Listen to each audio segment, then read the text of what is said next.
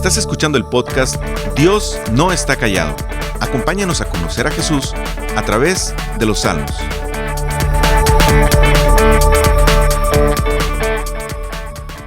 Eso no es justo.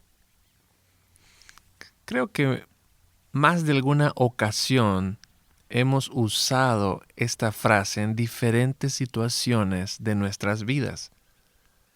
Probablemente pensemos, un día estás en una fila y de repente ves que alguien más se quiere adelantar o se mete delante de ti y eso genera una reacción inmediata, no solo tuya, sino de muchas personas que van a ser afectadas porque alguien no quiso esperar su turno.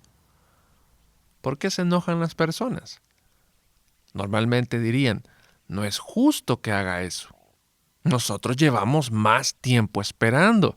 Lo justo es que se vaya hasta atrás.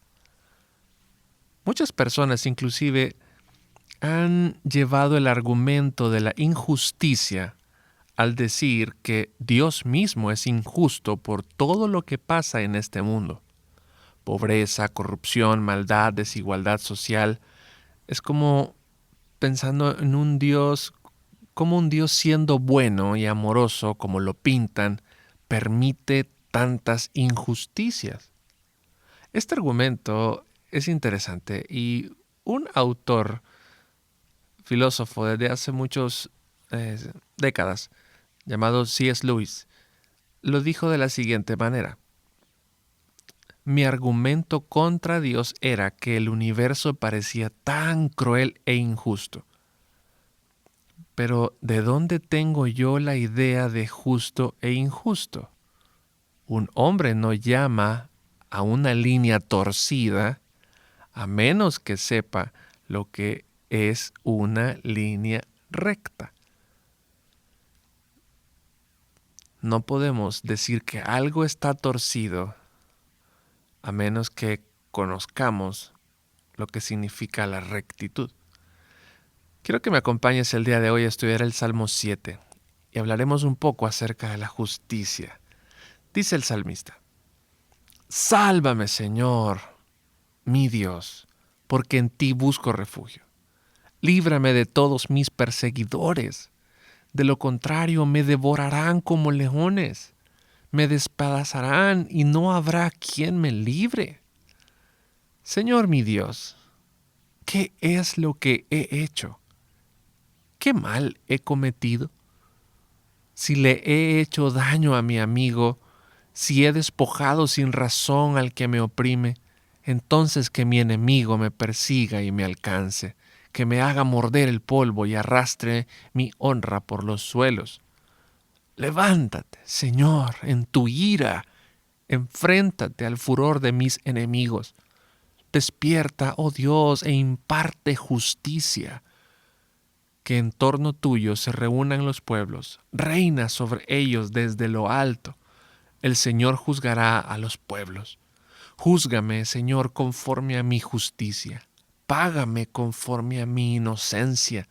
Dios justo, que examinas mente y corazón, acaba con la maldad de los malvados y mantén firme al que es justo. Mi escudo está en Dios, que salva a los de corazón recto. Dios es un juez justo, un Dios que en todo tiempo manifiesta su enojo. Si el malvado no se arrepiente, Dios afilará la espada y tensará el arco.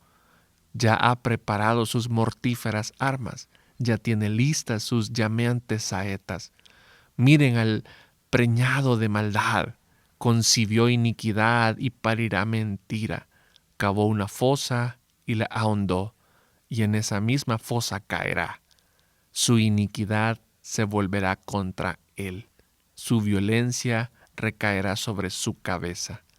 Alabaré al Señor por su justicia.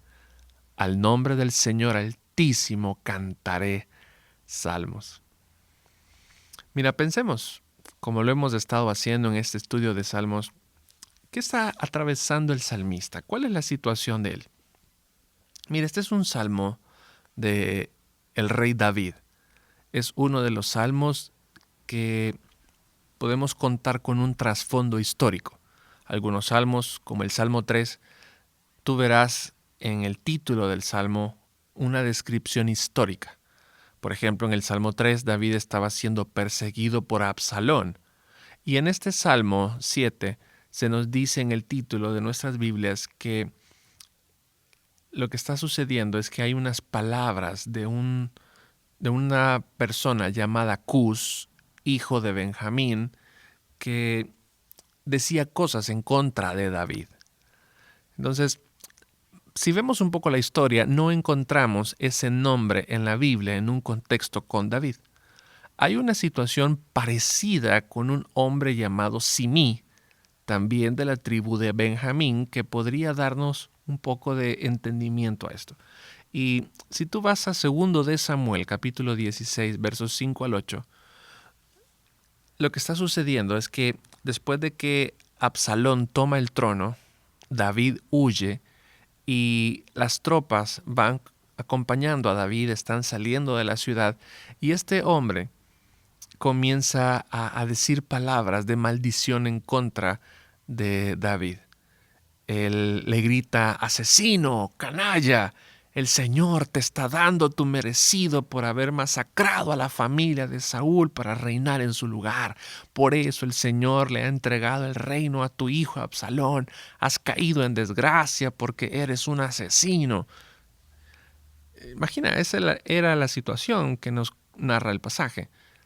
David está huyendo, triste, desconsolado quizás, deprimido, sin saber por qué, y este hombre, siendo parte del reino, comienza a maldecir a David al decirle que todo lo que le ha pasado es culpa de él.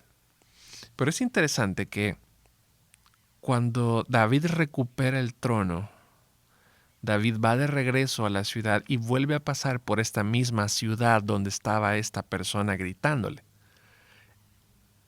Es interesante que cuando David pasa de nuevo ya como rey, este hombre simplemente le dice: ruego a mi señor el rey que no tome en cuenta mi delito, ni recuerde el mal que hizo este servidor suyo el día que su majestad salió de Jerusalén. Le ruego a su majestad que olvide eso. Reconozco que he pecado, y por eso hoy, de toda la tribu de José, he sido el primero en salir a recibir a mi señor el rey. Sin embargo, uno de los que va con David, llamado Abisai, dijo: este hombre maldijo al ungido del Señor, él merece la muerte. Pero David dijo: mira, esto no es asunto de ustedes, es un asunto mío. Entonces, este día no va a morir nadie. Y pues David simplemente se encamina hacia el reino nuevamente y le dice a Simí: no morirás el día de hoy por lo que sucedió. Eso es más o menos el contexto donde encontramos el pasaje. Ahora, en medio de esto, en la situación difícil en la que se encuentra David, huyendo de Absalón, David dice: sálvame, Señor mi Dios, porque en ti busco refugio.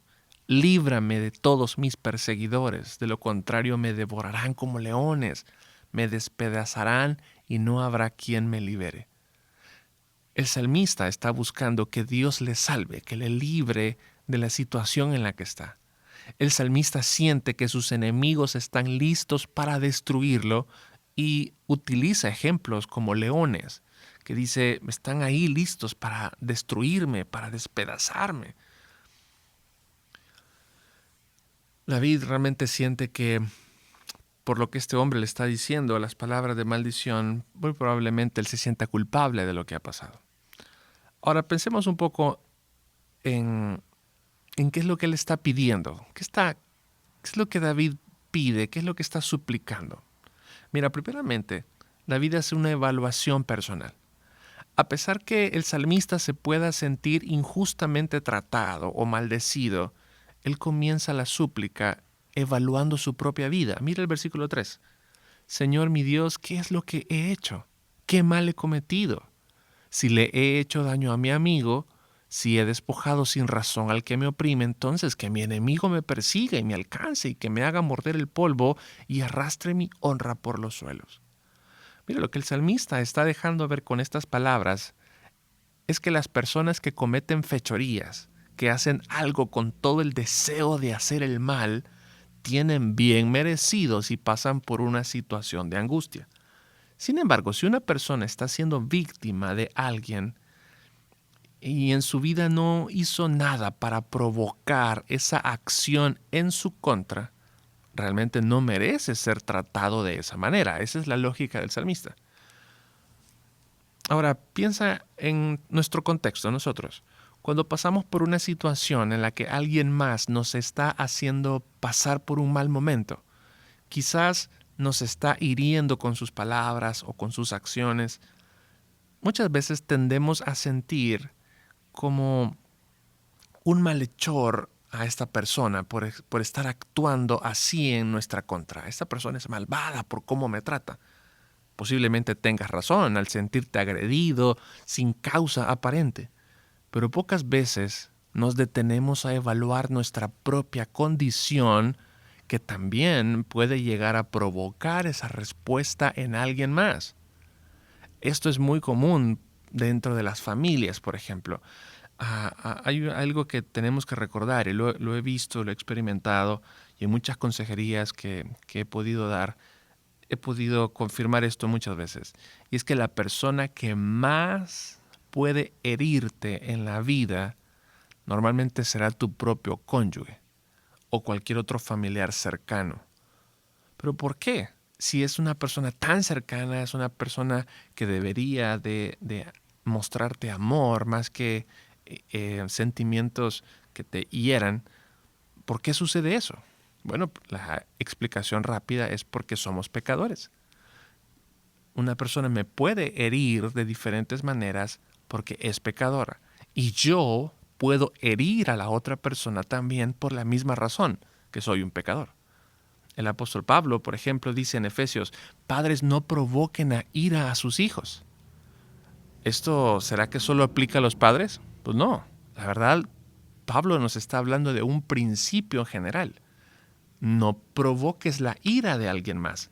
Aunque la ira es algo que no podemos culpar a alguien más de nuestra ira, es algo que está dentro de nuestro corazón, pero nosotros podemos ser esos instrumentos de provocar la ira. La otra persona puede responder en ira y herirte mucho y sentir que fue muy injusto contigo por haberte hecho esto. Sin embargo, no te das cuenta que fuiste tú quien lo provocaste esa ira. Esto es más o menos lo que David está dando a entender con su oración. Es difícil lo que me están diciendo mis enemigos. Qué horrible escuchar a este hombre gritándome, diciéndome asesino, diciéndome que me lo merezco. Pero ¿será acaso que son verdad sus acusaciones? ¿Qué habré hecho yo para contribuir a la ira de este hombre? Es importante esa autorreflexión, pensar qué hemos hecho. Y entonces David pide justicia. Versículo 6, levántate, Señor, en tu ira, enfréntate al furor de mis enemigos, despierta, oh Dios, e imparte justicia. Que el trono tuyo se reúna. En trono tuyo se reúnan los pueblos, reina sobre ellos desde lo alto, el Señor juzgará a los pueblos. Mira qué oración más fuerte. ¿Quién de nosotros, después de hacer una reflexión de nuestras acciones, después de que piensas y dices, ¿será acaso que yo tengo algo que ver en esto? Si evalúo mi conducta, evalúo mis pensamientos, evalúo mis palabras, híjole, ¿realmente yo también tendré algo que ver con esta ira? Después de hacer esta evaluación, ¿estaría dispuesto a pedirle a Dios que obre con justicia? ¿Por qué pedirle a Dios que haga justicia? ¿No estaría mejor si la justicia la hago yo? Mira, ¿no te ha pasado que cuando tú piensas en cuál sería la manera más justa de actuar, casi siempre la persona que sale ganando eres tú? Ahora, no quiero dejar de lado, y este salmo justamente nos da también material para entender que hay momentos en los que sí te están tratando con injusticia. Realmente esto sí sucede. Pero realmente tratamos, cuando hablamos de justicia, en nuestra condición de seres humanos, siempre la balanza se inclina hacia nosotros. Nosotros somos las víctimas y alguien más tiene que pagar. Pero el salmista dice, júzgame, Señor, conforme a mi justicia. Págame conforme a mi inocencia.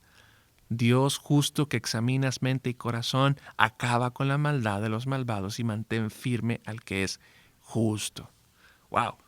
Mire, el salmista no habla que sea alguien sin pecado. Él no está diciendo yo soy perfecto o que sea inocente delante de Dios, sino que está hablando de una situación en particular en la que realmente lo han tratado a él de una manera injusta, como muchos de nosotros. Y quizás, por ejemplo, no merecías que tu esposo o tu esposa te hablara así en alguna situación que hayas enfrentado. Quizás tú no merecías que tu hijo o tu hija te tratara contigo de esa manera, porque lo que tú has hecho es darle mucho amor y le has dado lo mejor que has podido porque lo amas, pero su trato hacia ti ha sido injusto.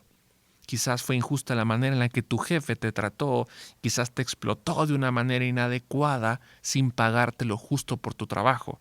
Quizás siendo un pequeño o una pequeña niña o niño, probablemente alguien aprovechándose de su posición abusó de ti de diferentes maneras. Mira, cuando Jesús fue a la cruz, una de sus últimas frases es consumado es. Esto no solo se trataba de perdón de pecados y asegurarnos la salvación a los que por fe creeríamos en Él, sino también se consumó la justicia justa para las naciones. Este mundo está quebrado y Dios sabe que muchas personas serían tratadas de manera injusta. Mujeres sufrirían por violencia familiar, muchos serían abusados, un obrero no recibiría la justa retribución por su trabajo, familias llorarían pérdidas irreparables por la injusticia de otros. Es por eso que el salmista nos dirige nuestros ojos al único que puede obrar con justicia. Dice el versículo 6, levántate, Señor, en tu ira, enfréntate al furor de mis enemigos, despierta, oh Dios, e imparte justicia, que en torno tuyo se reúnan los pueblos, reina sobre ellos desde lo alto, el Señor juzgará a los pueblos. Recordemos que los salmos nos invitan a adorar y orar al verdadero Rey. Y si Él es Rey, tiene un pueblo, y si este Rey es justo, entonces Él impartirá justicia de manera perfecta y recta. ¿Por qué? Porque Él es la justicia misma. Dios mismo es la definición de justicia. Todo en este mundo que exija justicia lejos de Dios no tiene sentido, porque la justicia es Dios mismo. Mira, regresemos al caso de la fila que te comenté al principio. Alguien se mete en la fila. ¿Por qué sería injusto que él se metiera en la fila? ¿Quién ha determinado que esa es la manera de hacer justicia? ¿Por qué sería injusto, por ejemplo, que los políticos obren de manera corrupta? ¿Quién determina lo que es malo o bueno? Todos pueden justificar sus malas acciones y determinar que fue buena la manera de actuar porque lo estaban haciendo en beneficio personal o en beneficio familiar. Pero habrá un día en que todos los pueblos serán juzgados. Tú y yo estaremos en un juicio, no por los estándares de la moral humana, sino en base a los estándares de la ley de Dios. No en base a lo que el ser humano determina que es correcto o bueno, sino en base a lo que Dios ha determinado que es correcto. Ese es el gran día del Señor. Ese día todo aquello que quedó sin castigo por las leyes corruptas del mundo, ese día pagarán. Dice el versículo 14, miren al preñado de maldad, concibió iniquidad y parirá mentira, cavó una fosa y la ahondó, y en esa misma fosa caerá. Su iniquidad se volverá contra él, su violencia recaerá sobre su cabeza. Muchos pueden pensar que se han salido con la suya. Muchos hoy podrán decir que su jugada salió bien a costa de muchos, pero ese día que Dios llamará a cuentas, nadie se salvará y todos recibirán lo que merecen sus obras. La maldad que pensaron será su propio castigo. La pregunta entonces es, si un día seremos juzgados en base a la ley de Dios, ¿quién se va a librar en ese día?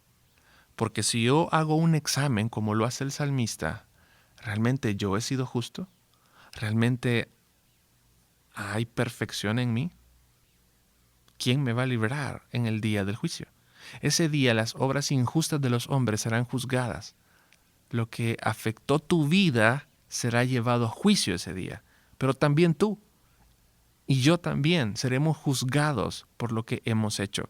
Hebreos 9:27 nos dice, así como está establecido que los seres humanos mueran una sola vez y después venga el juicio. Pudimos ser buenos con los mayores, con nuestros hijos, con nuestros impuestos. Pero si es encontrada una sola falta en nuestras vidas, seremos culpables de todo. Así que delante de Dios nadie puede quedar como inocente. Si nos quedamos hasta ahí entonces, y si este episodio termina aquí, creo que todos estamos perdidos. Pero mira, el salmista sigue diciendo, versículo 10, mi escudo está en Dios, que salva a los de corazón recto. Dios es un juez justo, un Dios que en todo tiempo manifiesta su enojo. Si el malvado no se arrepiente, Dios afilará la espada y tensará el arco. Ya ha preparado sus mortíferas armas, ya tiene listas sus llameantes saetas. El salmista sabía que si iba a ser librado, era simplemente por la misericordia y gracia de Dios. Su escudo era Dios mismo, no las acciones del salmista. Su carta de presentación no es su propia justicia y bondad. Él sabía que si le escarbaba un poco, y no tendría que hacerlo mucho, encontraría su pecado que lo condenaría.